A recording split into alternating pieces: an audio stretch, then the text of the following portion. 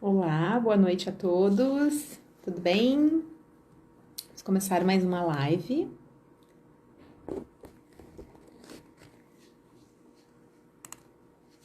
Aqui, muito bem. Boa noite, Frederic. Tá entrando agora aqui minha convidada especial. Oi, Olá, tudo tudo bom? bom? Boa noite. Boa noite.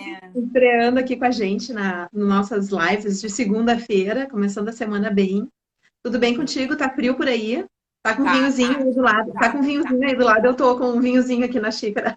Não, por enquanto Eu só na fazia. aguinha, por enquanto Só só mais na um água. pouquinho. Só depois da Só live. depois É. do Então, trabalho, né? sim, sim. Primeiro nunca a gente pensou que a gente ia trabalhar no Instagram, né, Frederica? Uhum. Já pensou, né? Eu não sei como é que vão ser as aulas, né, depois, né? Porque agora com essa experiência que a gente está tendo, né, de usar a rede social para disseminar, ensinar, é algo assim que realmente eu não estava previsto. Nada será como antes, isso a gente tem Nada será. certeza, né? É. E tudo está sendo um grande aprendizado, acho, em todos os sentidos. Então, tem que tentar ver a parte boa de tudo isso que está acontecendo. Não, com certeza. Então, boa noite a todos aí que estão nos acompanhando. A gente já vai começar, porque, como a gente já sabe, né, termina uma hora, a gente sai do ar, né? Então, a gente vai aproveitar ao máximo. Para quem não me conhece, eu sou a professora Wendy Carraro, sou professora do Departamento de Ciências Contábeis da URGS, e a gente está usando esse espaço aqui da FCE, né, do Instagram da FCE, para estar disseminando e promovendo o nosso projeto de educação financeira em tempos de pandemia, em que nós temos várias ações, e uma delas é a gente estar trazendo entrevistas com especialistas, né? Então a gente tem feito as lives toda segunda-feira, eu convido alguém, eu faço a condução, né? E é uma oportunidade também para a gente aprender, agregar, compartilhar também dentro desse projeto. E hoje eu estou muito feliz de ter convidado a Frederic Mette, né? Que mais do que uma super especialista e referência, né? Também minha colega lá da turma, a melhor de todas, né, Frederica? A melhor turma É, de a melhor mestrado, turma né? do mestrado da Do EADA URGS, mestrado, não, né? não É isso terá aí. outra igual. Não tem igual. E nós somos colegas já, nossa, faz um tempinho, né? Nem precisamos falar muito Não, sobre. E é não. bacana, e é bacana que essa turma aí frutificou, né, bastante, e a gente acabou se cruzando, se encontra, né, seguido, e a educação financeira é algo em comum, né? Então, vou deixar para tu te apresentar, né, dizer onde é que tu tá, o que que tu tá fazendo, enfim. E aí a gente começa para o nosso bate-papo aí sobre finanças comportamentais. Eu queria agradecer muito o convite, Wendy, muito, muito. É um prazer gigantesco estar contigo, estar nessa batalha. E eu acho que os últimos dias têm sido muito bons para a gente, que a gente fechou essa parceria. Depois a gente vai falar um pouquinho mais, né, do SOS-PME. Então, em função do pacto, da aliança, então a gente está lançando essa parceria da PUC com a EA, então vou ter a chance de trabalhar contigo de novo. Então, tanto na assessoria quanto no projeto de educação financeira. Então, para quem não me conhece, meu nome é Frederic, hoje sou professora da Escola de Negócios da PUC, trabalho diretamente no PPGA da PUC, na linha de marketing, então a minha especialidade então é pesquisa na área de decisões financeiras. Então, hoje o convite foi justamente para falar um pouquinho sobre isso. Um pouquinho da minha trajetória. Então, como a Wendy falou, eu fiz mestrado em administração na URGS. Antes disso, fiz uma graduação em ciências atuariais. E ao longo da minha vida acadêmica, dando aula, eu senti necessidade de ir para essa área comportamental. Então, era uma coisa que me chamava muito a atenção, queria muito e via que cada vez mais emergia a necessidade de a gente ter pesquisas nessa área, entender mais o quanto a psicologia, o quanto a cognição influencia no nosso dia a dia. Então, olhar o ser humano como sendo um humano mesmo e não só com os números como eu estava acostumada. Então, ao longo disso, eu comecei meu doutorado na Unicinos, então fui para o marketing, comecei a me apaixonar por essa área, então é uma área apaixonante, toda a área de educação financeira, finanças comportamentais, decisões financeiras. E hoje estamos aí, então, alguns projetos de pesquisa. Então, depois eu vou falar um pouquinho mais. Ali na PUC a gente tem um laboratório de finanças, tá? Agora, em função da pandemia, também tocando um projeto junto ao Laboratório de Experiência do Consumidor para olhar um pouquinho mais essa ótica. Então, o convite mais para me apresentar um pouquinho, para vocês entenderem o porquê a professora Wendy me Porque ela convidou, é né? top. É, Porque a Frederica é top, não? É ótimo, é muito bom poder contar contigo.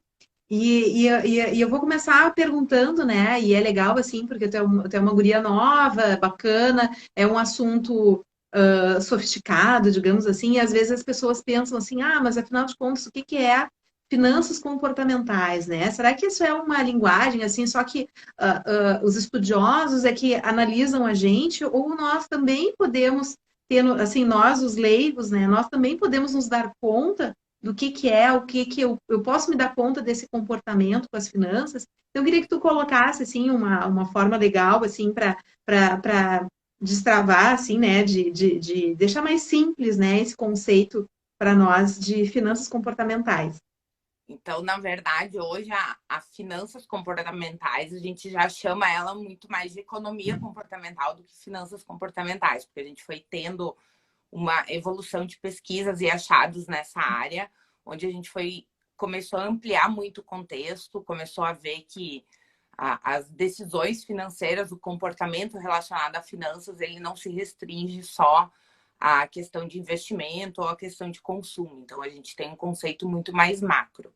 Então, quando a gente fala em economia comportamental, em finanças comportamentais, a gente está olhando o indivíduo e tentando entender o comportamento dele sobre a ótica de decisões financeiras. Então, tudo aquilo que vai envolver dinheiro, vai envolver moeda, é o que a gente estuda dentro de economia comportamental, dentro de finanças comportamentais. Então, academicamente, a gente até diz que é o estudo do comportamento consumidor para decisões financeiras. Então, em decisões financeiras, a gente tem N vertentes que a gente pode tentar entender. A mais antiga delas e a pioneira foi o estudo de finanças comportamentais voltada ao investimento. Então, a gente tem origem nas teorias do Kahneman, principalmente, que começou a explicar o investidor a partir de heurísticas e viés. Então, começou a querer entender como ele operava, ou como ele escolhia os seus investimentos sobre uma ótica muito mais cognitiva e tentando entender a tomada de decisão. Além de investimentos, a gente pode... hoje a gente se fala cada vez mais, ou nos últimos 20 anos, na educação financeira. Então, entender o comportamento o comportamento humano sobre uma ótica de orçamento, de equilíbrio de gastos, de ganhos. Então, tudo isso é o que a gente chama de educação financeira. Então, eu estou ali para educar, para ajudar o indivíduo a fazer uma projeção, a tentar entender o quanto ele deve gastar, o quanto deve economizar e como é que se faz um planejamento.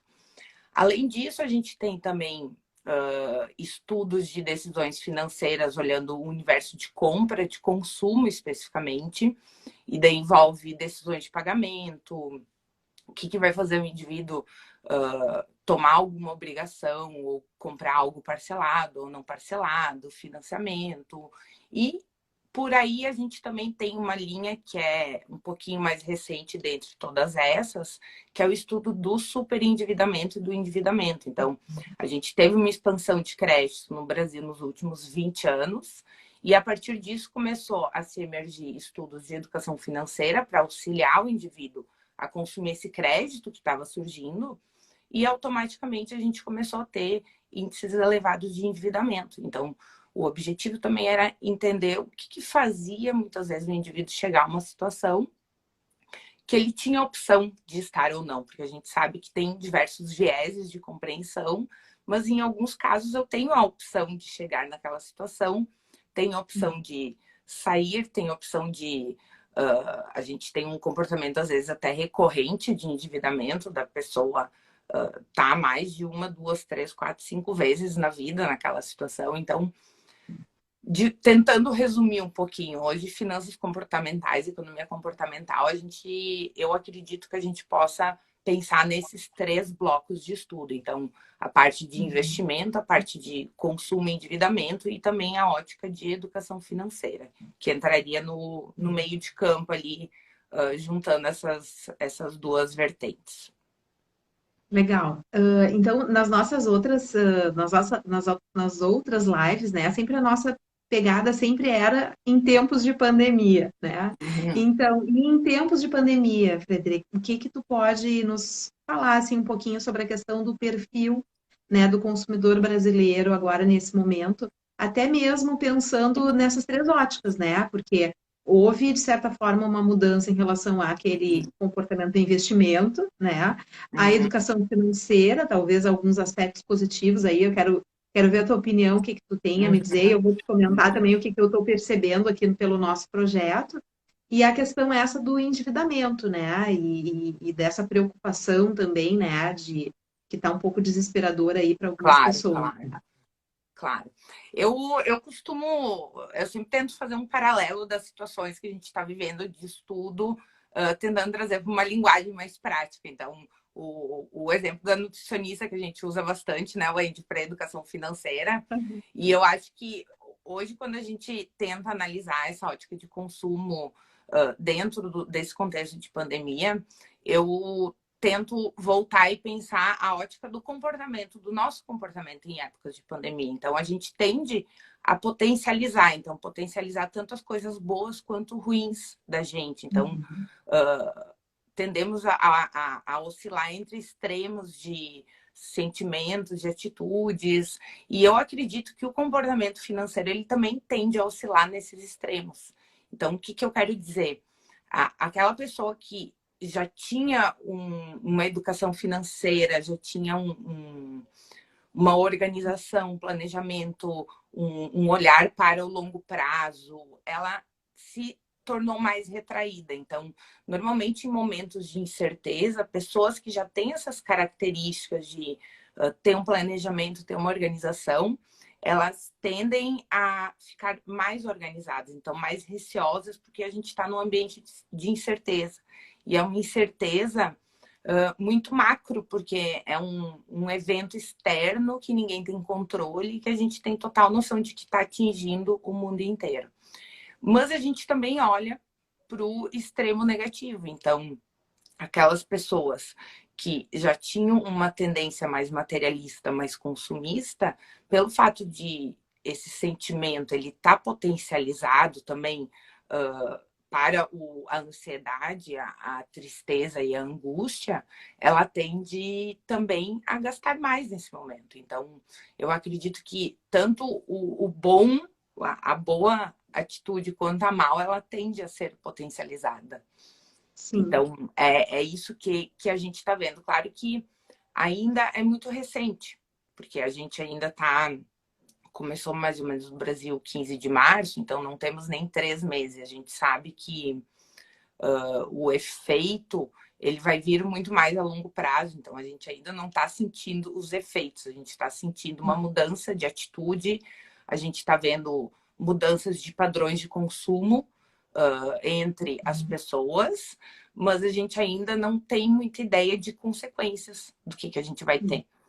Se eu li até uma entrevista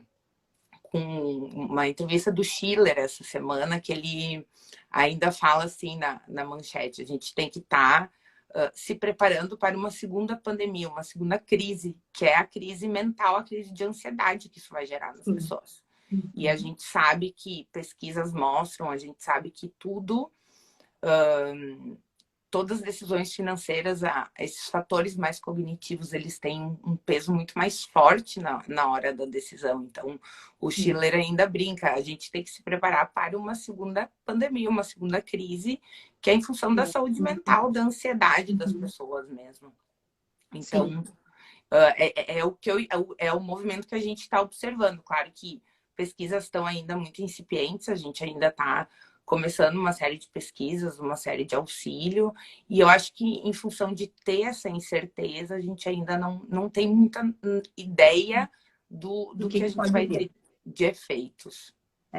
E sabe, Frederica, eu acho que isso, até quando a gente estava conversando, né? Porque a gente sempre ensaia antes das lives, né? Aham. Quando a gente estava conversando, eu acho que isso é o que motiva também a questão de nós estarmos aqui agora nesse momento, né? Usar uma rede social para dar um alerta, alertar.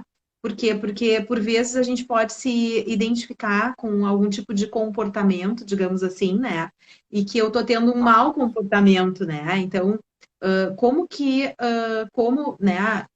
a gente pode se dar conta desse mau comportamento e tentar mudar agora, antes de que a coisa evolua, né? Ou seja, não entrar numa bola de neve e acabar assim, achando que vou conseguir, né? Porque uma coisa, a gente percebe isso, a gente tem dados sobre isso de acontecer na normalidade.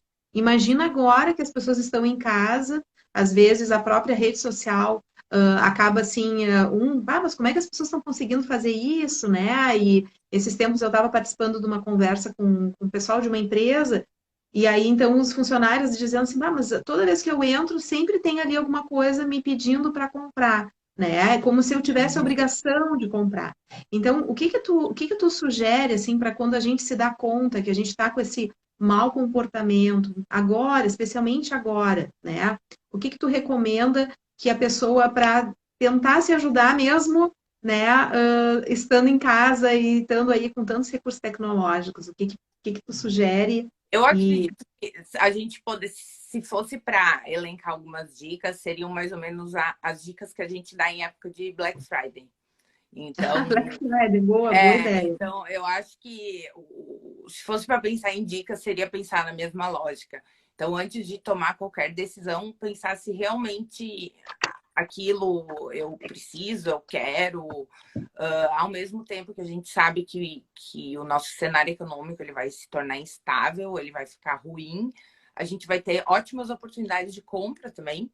Então, Uhum, eu posso ter boas opções de compra daquilo que eu realmente estava precisando por um preço menor, mas ao sim. mesmo tempo, em função de eu estar mais em casa, eu estar mais em contato com a internet, é computador, é celular, a chance de eu gastar muitas vezes aquilo que eu não preciso é muito grande.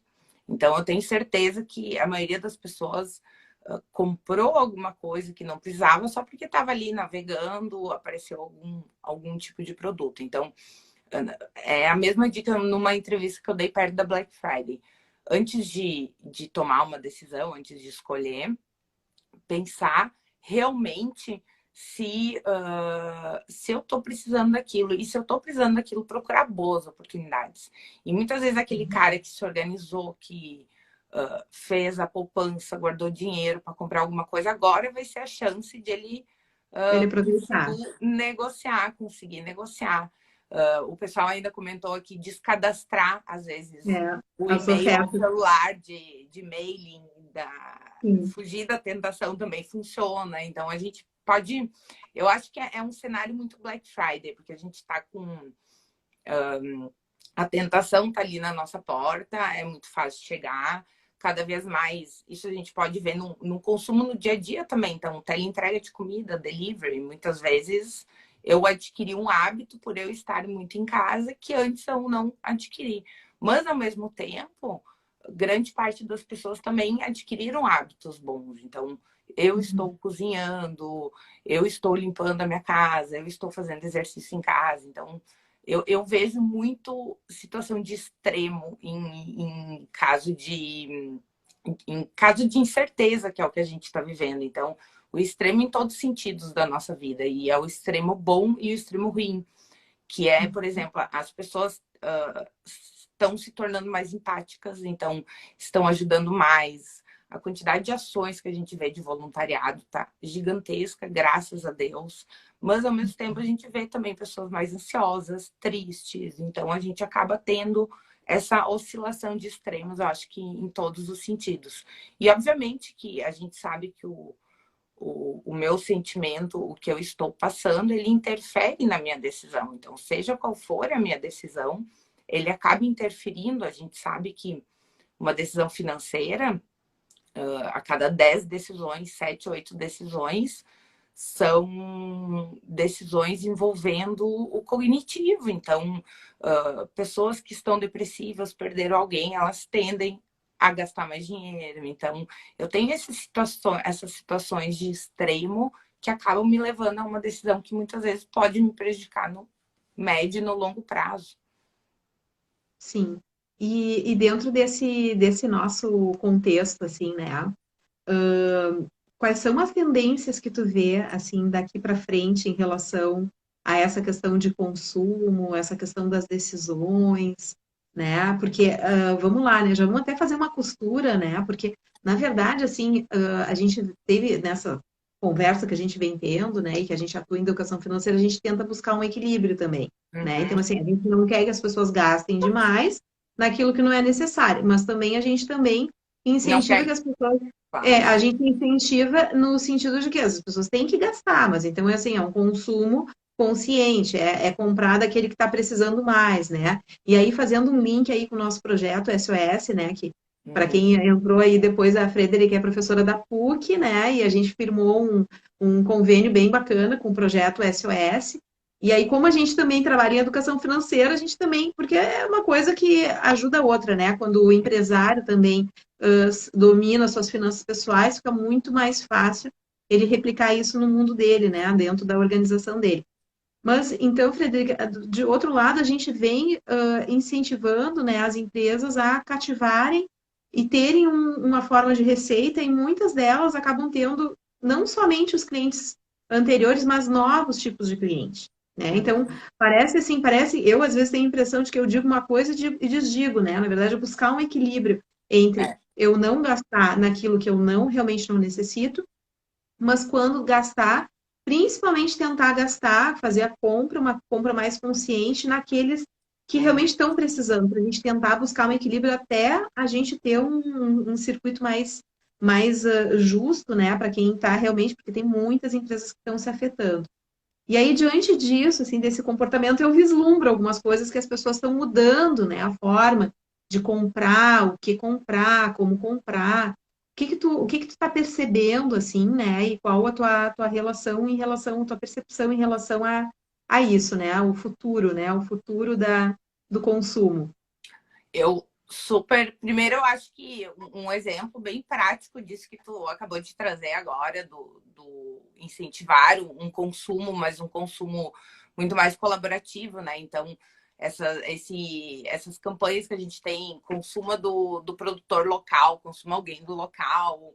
Então, cada vez mais esse tipo de ação ele demonstra essa questão da empatia das pessoas. Então, a gente sabe que o cenário ele é incerto, a gente quer dizer, ninguém sabe quanto tempo ainda isso vai durar, ninguém tem ideia das consequências, dos efeitos que a gente vai ter, mas cada um vai tentando fazer a sua parte. Então, consumir algo de um negócio local acaba sendo uma forma de tu ajudar, acaba sendo uma forma também de tu ser solidário.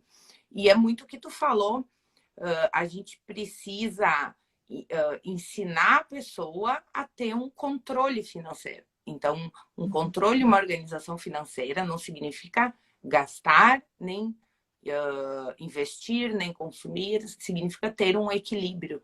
Então, a pessoa tem que ter uma ideia de compromissos, tem que ter ideia de prazos desses compromissos que ela gerou e tem que ter uma ideia de um percentual mais ou menos que seria o ideal de fazer uma reserva e o restante não é porque eu estou no momento de incerteza que eu preciso triplicar ou quadriplicar a minha reserva. Então, eu tenho que achar um equilíbrio.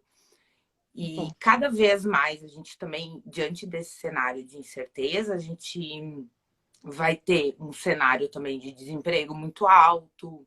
E aquelas pessoas que estão com uma renda garantida, o que eu quero dizer, aquela pessoa que vai continuar mantendo o seu salário, ou pelo menos uma base do seu salário, o ideal é que ela consuma do negócio local justamente para tentar fazer a uhum, economia girar. direito. Então, Uhum, cada vez mais eu acho que a questão da educação financeira não está no poupar, nem no consumir, e sim a gente saber qual que é o equilíbrio da nossa vida, a gente elencar prioridades. Então, uhum, desde que eu comecei a estudar isso e trabalho com isso, eu sempre falo que não é errado gastar. O importante é a gente saber no que a gente está gastando e a gente gastar naquilo que nos faz feliz. Até porque se tem muita lógica de que Eu não posso me tornar escravo do meu trabalho. O meu trabalho ele tem que ser uma ponte para eu chegar e conseguir fazer aquilo que realmente me faz feliz. Então, eu preciso elencar, obviamente, que em cenários que eu vou ter recessão, que daqui a pouco a minha renda diminui um pouco, como está acontecendo com algumas pessoas, eu vou ter que voltar para aquela minha lista de prioridades e refazer ela. Mas o cenário não é guardem dinheiro, o mundo vai acabar, não vai mais existir mundo depois de amanhã. Bem pelo contrário. Então, a gente precisa continuar movimentando, claro, com critérios e sabendo exatamente o que eu posso fazer e o que eu quero fazer.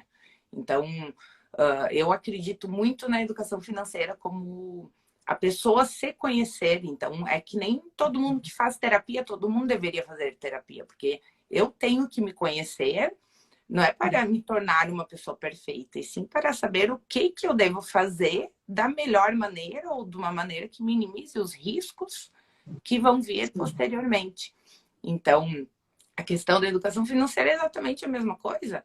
Então, é eu sempre saber dentro do meu cenário, dentro da minha situação, o que eu posso fazer, o que eu quero fazer, o que vai me fazer feliz, o que não vai me fazer feliz, e saber que eu não posso me comprometer daqui a pouco com uma dívida que vai me comprometer 25% da minha renda num período de 10 anos, porque aquilo não é legal. Daqui a pouco, se a minha renda diminuir, eu já vou ter uma situação mais complicada ainda. Mas eu acredito cada vez mais nessa questão da educação financeira como num autoconhecimento. Então, o autoconhecimento do...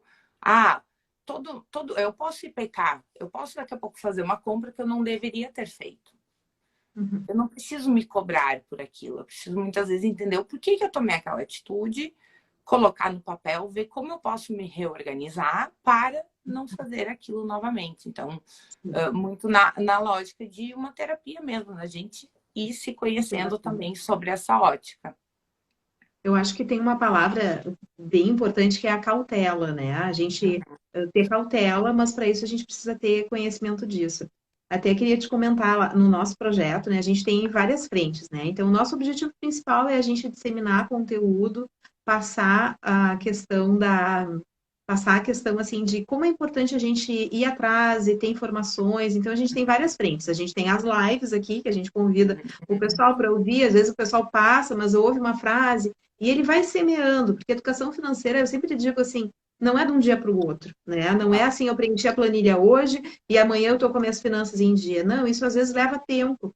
E uma das frentes também, a gente tem o nosso mural com dicas, que fica lá, a pessoa vai lá e entra, porque finanças também é uma coisa muito íntima, né? A gente chegar e dizer assim, vamos lá, vamos botar tudo que tu gasta. Às vezes a pessoa diz, pô, mas é que como tu disse, essa pessoa, ela gasta, mas aquilo ali era do momento especial, ela tem que ter aquele entendimento. Então, isso também tem o tempo. A gente tem a outra frente de mandar dicas no WhatsApp, assim, uma vez por dia, né, para a pessoa receber.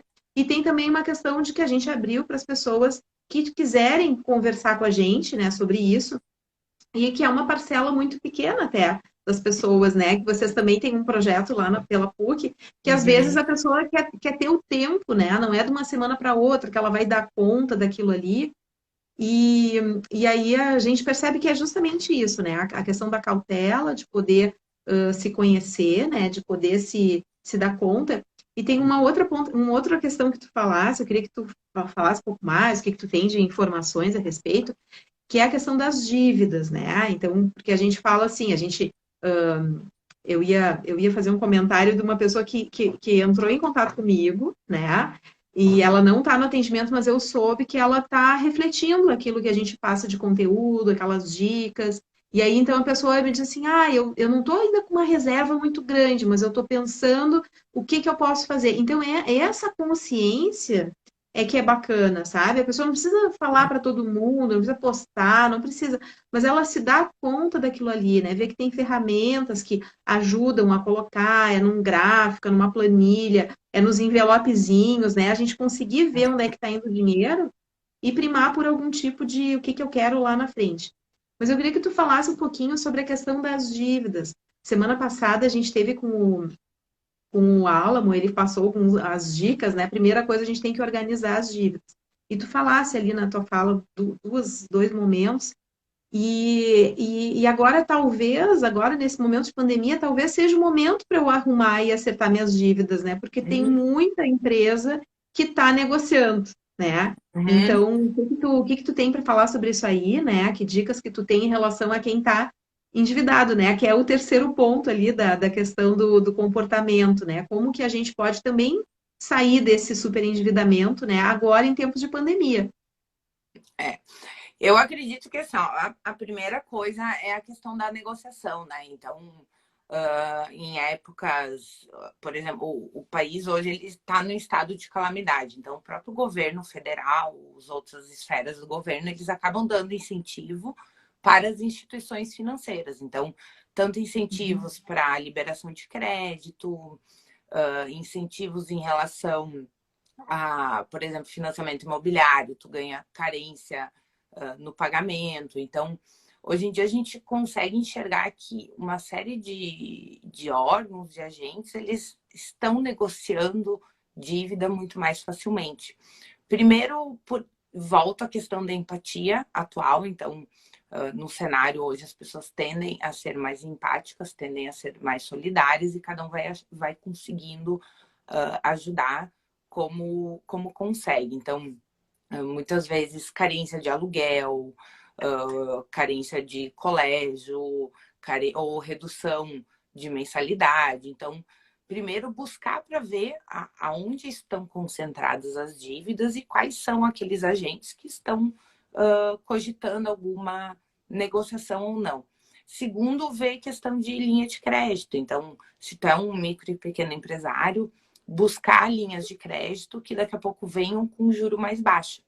Então, a gente até tem oferta de crédito em relação à liquidez, então eu até tenho dinheiro para pegar emprestado, mas eu sempre tenho que cuidar muito o juro desse dinheiro que eu estou pegando. Então, tem alguns incentivos para empresas que o governo está liberando com um juro mais atrelado a uma taxa Selic. Hoje a gente está com uma taxa Selic bem baixinha, então esse tipo de linha de crédito já é bom, mas em compensação, cuidar com aquele crédito fácil e que muitas vezes pode complicar ainda mais a minha vida. Mas eu acho que a principal dica hoje seria a questão de ir buscar todos os agentes, todos os lugares que eu estou devendo ou que eu tenho de gastos fixos e ver quais são aqueles que eu tenho condições de renegociar, ou de Uhum. negociar, ou de ganhar prazo, ou de daqui a pouco aumentar uma quantidade de parcelas que eu estou devendo, porque muitas vezes para aquela pessoa também vai ser mais vantajoso ela aumentar a quantidade de parcelas que tu vai pagar para ela do que ela também não receber, porque Não tem. Uhum. a gente vai entrar numa situação de recessão econômica de todos os lados, então é tanto do fornecedor, é tanto da pessoa jurídica, é tanto da pessoa física. Então, acho que a tendência de renegociação ela vai acabar sendo maior. Então, assim como a gente vai ter condições de comprar produtos, comprar serviços com condições daqui a pouco melhores, a gente também vai ter condições melhores Sim. para renegociar.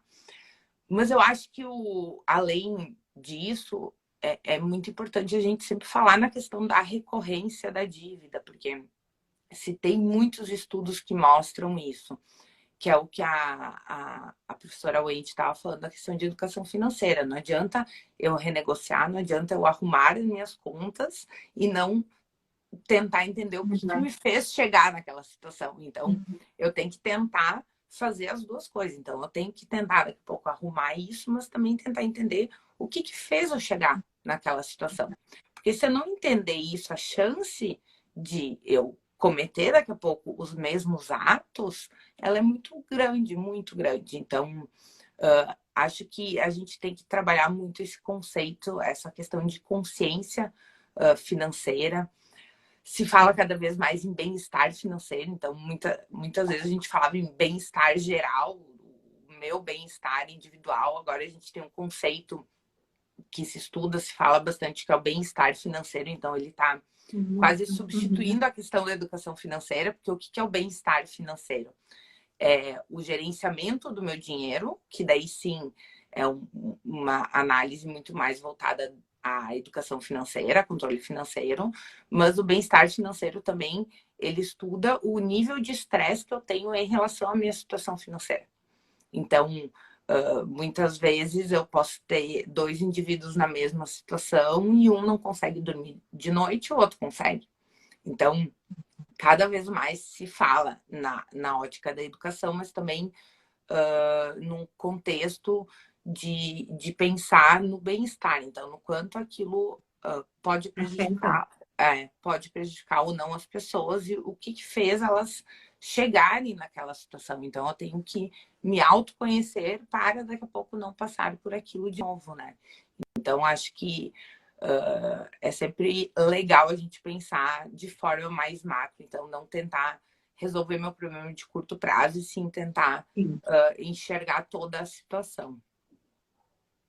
Sim, porque no fundo isso tudo tem a ver com a segurança que a pessoa tem, né? A segurança a segurança das coisas, né? Se a gente está seguro para uma prova, né, a gente vai, né, e a gente se prepara para aquilo ali, né? E eu acho que em relação a essa questão de educação financeira, e eu gostei bastante, assim, desse termo que tu usasse, né? O bem-estar financeiro, né? Educar para bem-estar, né? Podia ser dava até um título bonito, né? De artigo, né? De livro, né? Não, De inspiração. mas De a lógica inspiração, é né? justamente essa mesmo.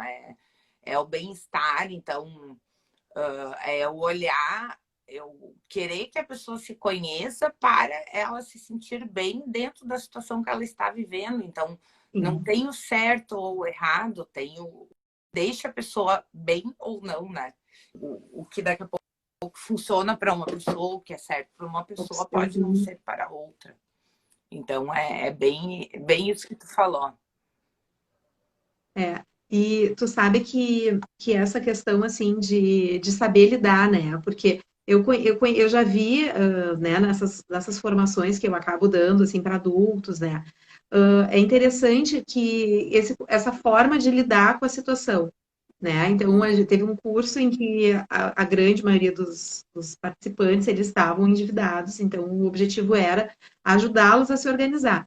E é bem interessante que pessoas, assim, muito tranquilas, né? Eu olhava assim, meu Deus do céu, né? E tinha alguns, assim, que estavam realmente, meu Deus, não sabe por onde começar. E alguns bem tranquilos em relação a toda aquela situação, né? Então, é interessante, né, da gente saber ter um equilíbrio emocional mesmo numa situação financeira desequilibrada, né? Então, isso aí acho que é um desafio bacana, interessante a gente levar em conta isso, né?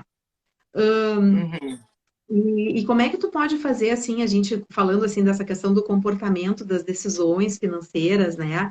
Com essas variáveis cognitivas, né? Como é que a gente pode se modelar, né? Como é que a gente pode fazer essa inter-relação entre elas nesse aspecto aí de meu comportamento, minha decisão e o cognitivo? O que tu sugere? Eu acho que o primeiro ponto entra dentro dessa questão do autoconhecimento. A gente entender o que me faz tomar uma decisão, o que me faz chegar numa decisão, ou o que mais me influencia na hora de adquirir alguma coisa. Quando eu fiz alguma compra por impulso, por que eu fiz aquela compra sabendo que depois sabendo que era por impulso. Então, acho que entra muito nessa lógica do autoconhecimento. Então, no momento em que a gente entende o porquê a gente pode tomar eventuais decisões erradas, eu posso tentar me precaver de tomar outras decisões erradas nesse sentido. Então, acho que isso entra muito. A gente tem, dentro de variáveis cognitivas que a gente tem já comprovado que influenciam, então, essas decisões, é a questão de materialismo, questões voltadas muito à orientação temporal, questão voltadas à impulsividade da pessoa.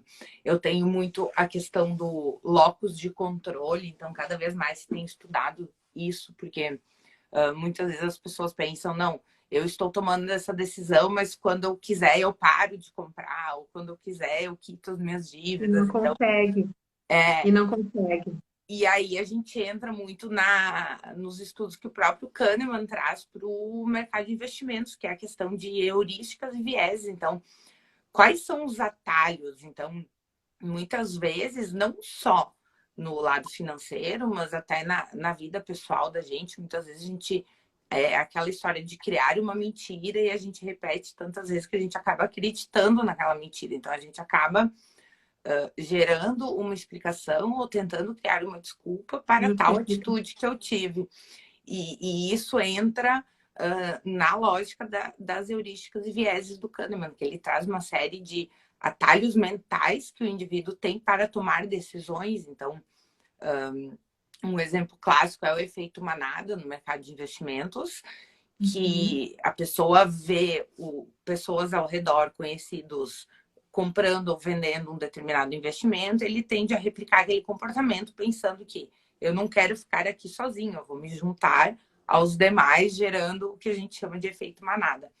E agora, por exemplo, com essa situação, a gente acaba também gerando o que a gente chama de heurística de afeto, que é quando a gente tem momentos de muita incerteza, a gente tende a tomar decisões se apegando a algum fato. Então, eu tô tão ansioso que daqui a pouco eu vou consumir alguma coisa, eu vou gerar uma própria explicação na minha cabeça para aquilo que eu estou consumindo. Então, estou muito em casa, vou me dar de presente alguma coisa. Então, a gente acaba...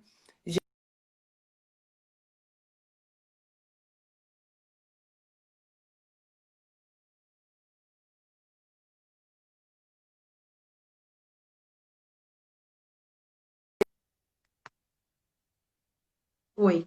Deu uma pausinha aqui. Oi. Voltou. É. Então, acho que quando a gente fala dessa questão cognitiva, é tanto a gente entender esses fatores e também entender essa lógica da desculpa.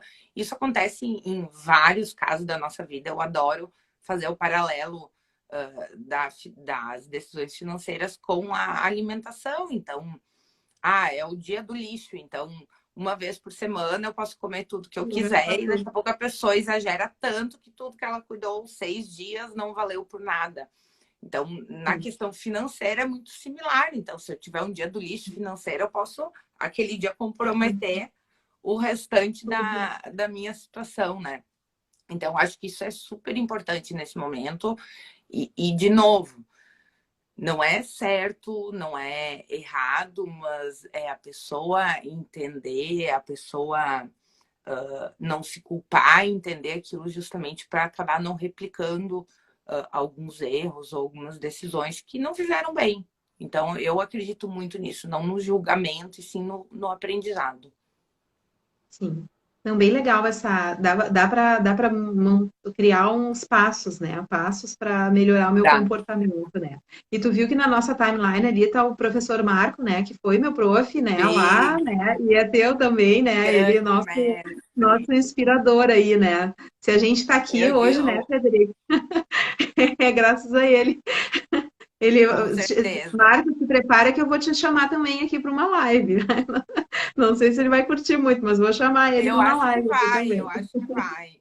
O professor É, Martins, eu acho que ele é peça essencial na vida de qualquer pessoa que vá para a área de é, gestão. Então, qualquer pessoa que assiste uma aula dele é inesquecível a já aula se dele. Então, os encontra. alunos falam, a gente já passou por isso, né, Wendy? Ele é um grande É, mestre pra gente. mas é verdade.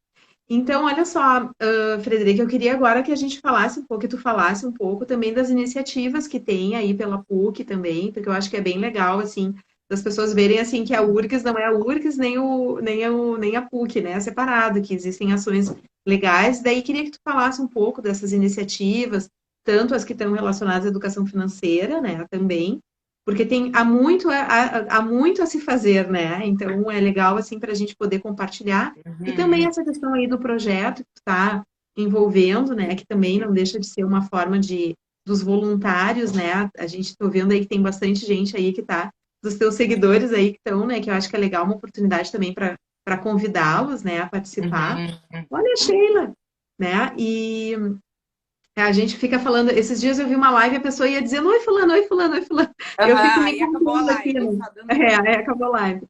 E aí queria que tu falasse um pouquinho, né, para a gente conhecer também dessas iniciativas. Já contigo. Eu acho que hoje tá sendo o meu, ó. Voltou, Andy? Voltou.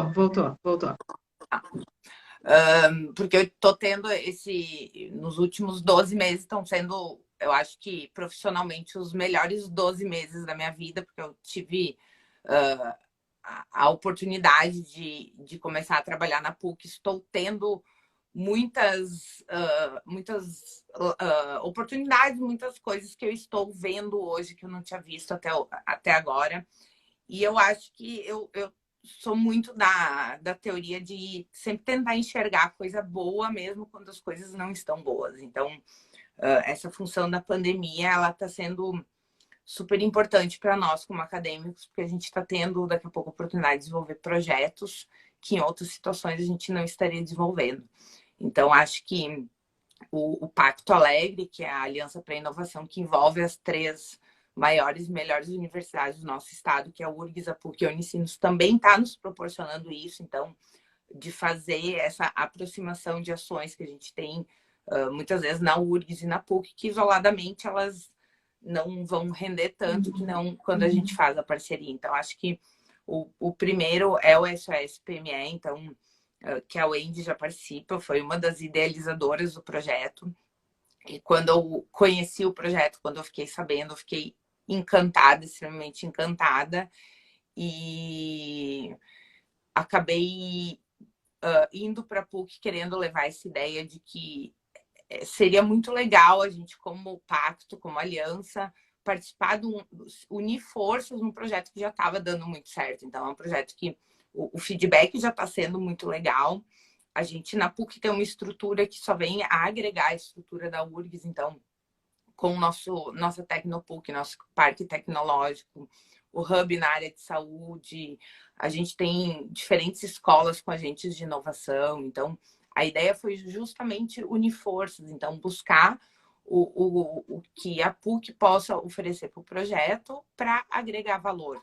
Então, a nossa parceria hoje a gente acabou divulgando oficialmente. Então, a ideia é agora a gente montar um hub de equipes dentro da própria PUC, que a ideia é essas equipes serem coordenadas por professores da PUC, onde a gente vai usar todo o fluxo operacional, toda a base de voluntários, base de empresas, todo o know-how que o pessoal da URGS está trazendo para a gente. Então, a gente divulgou hoje para toda a comunidade já, então, comunidade do parque, da universidade.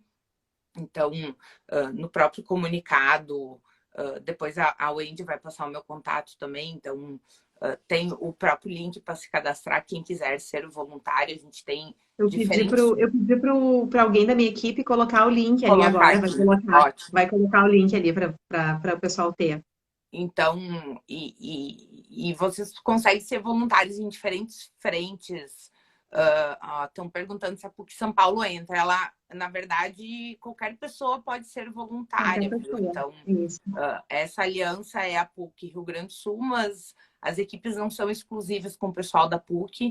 A ideia é só disseminar o projeto e buscar voluntários de toda a natureza. Então, o voluntário pode atuar na área de consultoria, na área de comunicação, área administrativa. Então, tem diferentes frentes para auxiliar no projeto. Então, acho que essa está sendo... Estou muito feliz de compartilhar isso. Então, foi... eu brilhei os olhos, falei com a Dani da Tecnopuc, que brilhou os olhos junto, e as meninas da URGS, todo mundo muito disposto. Então, rapidamente, a gente conseguiu unir forças e alinhar essa parceria, que foi divulgada oficialmente hoje.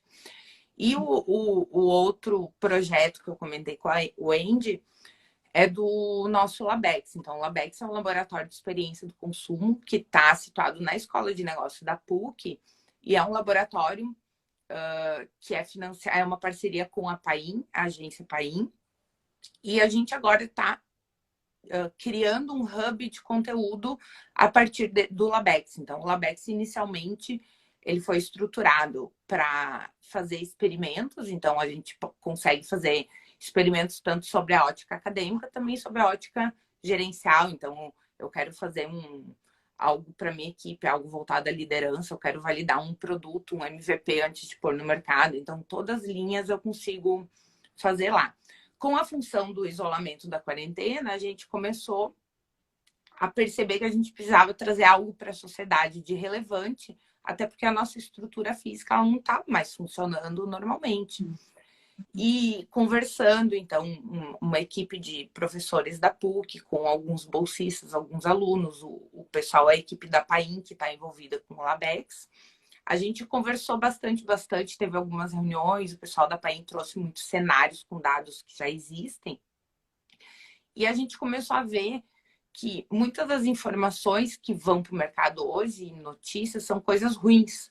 Então, é muito das fake news que cada vez mais aparecem.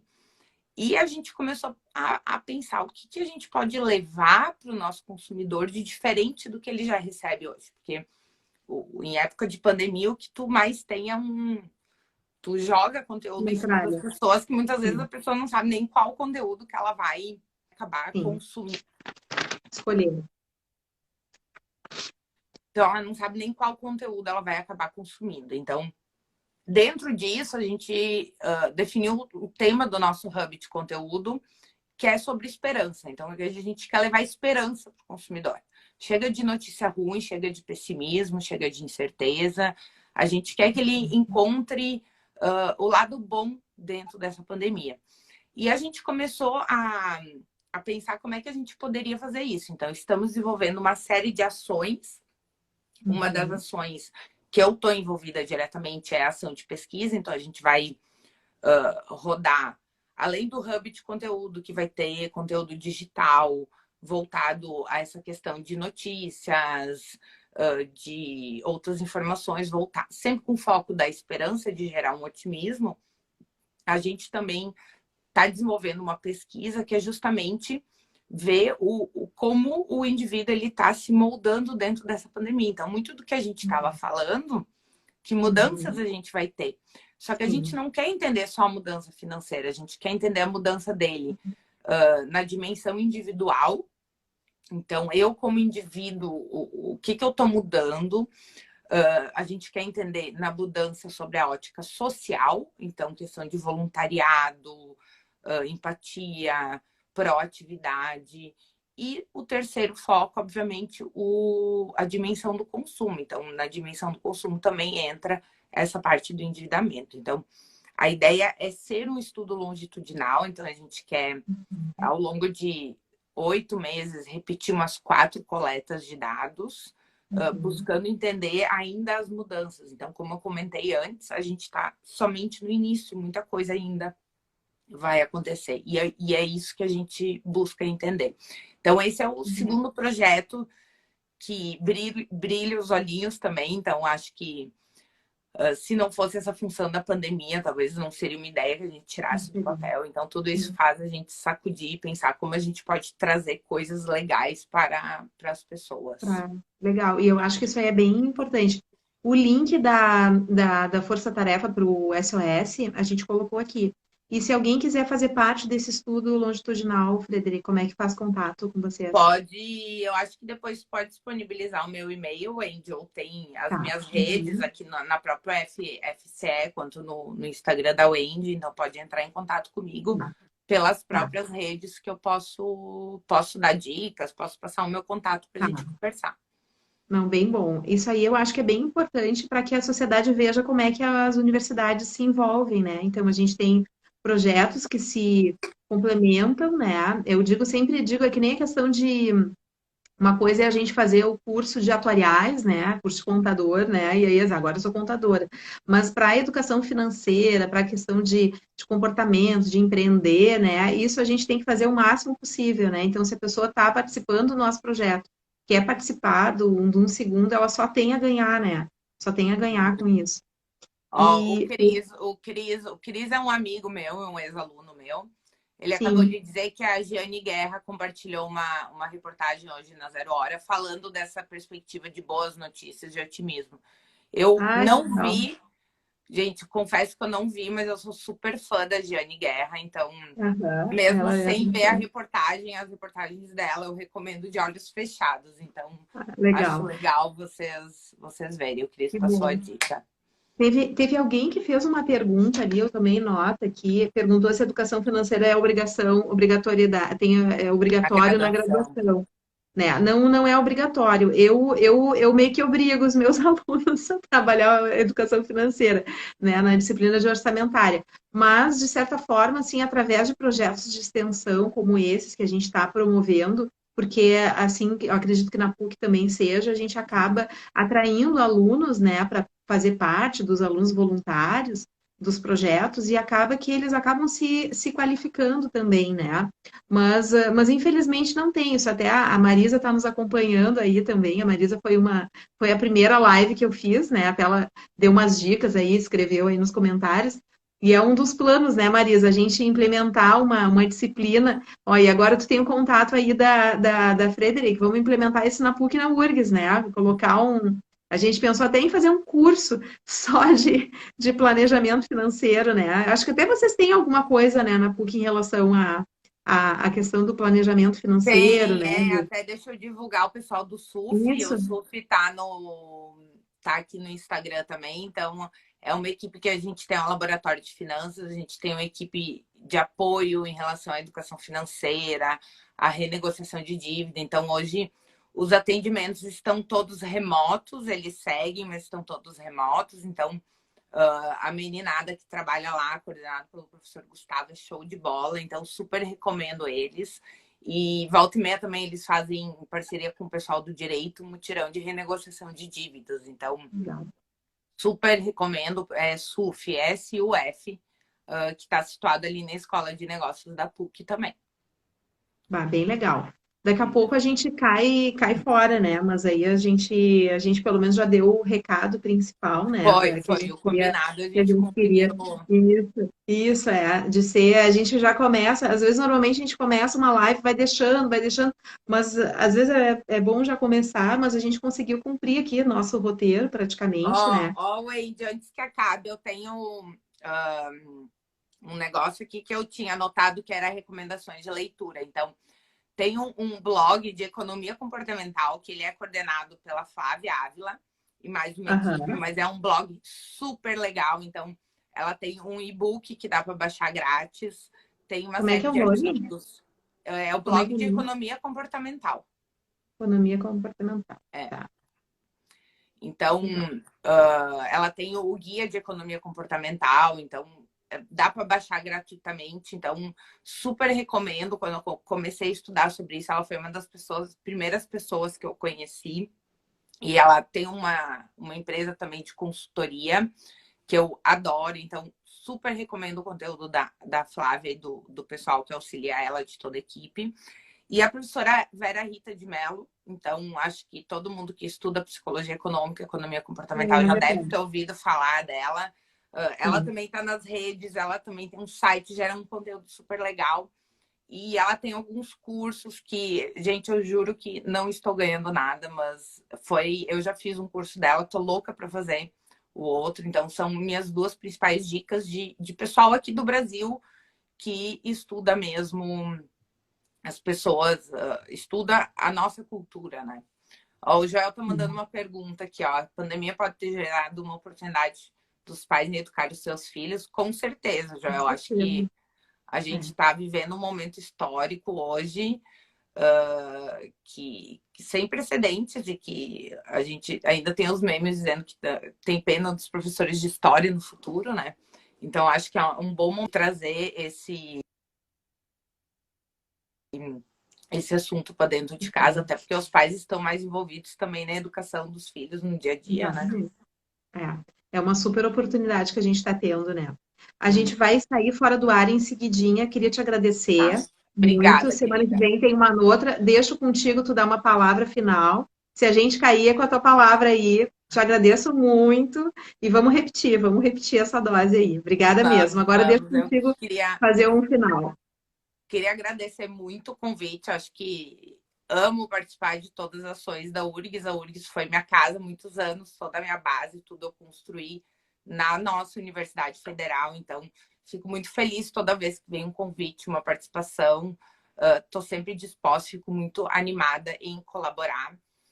Tô animada que a gente fechou a parceria, agora a gente vai poder trabalhar juntas também, Wendy. Então, eu queria agradecer muito a Muito legal. oportunidade de estar aqui com vocês hoje também. E parabéns pelo teu projeto, que também é um projeto super inovador e com a visibilidade que tu traz da URGS, tu consegue trazer isso mais ainda para a mídia e para a população. Então, quero te parabenizar também. Obrigada, obrigada, Frederic. E ó, em 15 segundos a gente está liberada para tomar uma taça de vinho. Estamos liberados de serviço. Ótimo. Tá bom, então. Obrigada, sucesso e até a Beijo. próxima.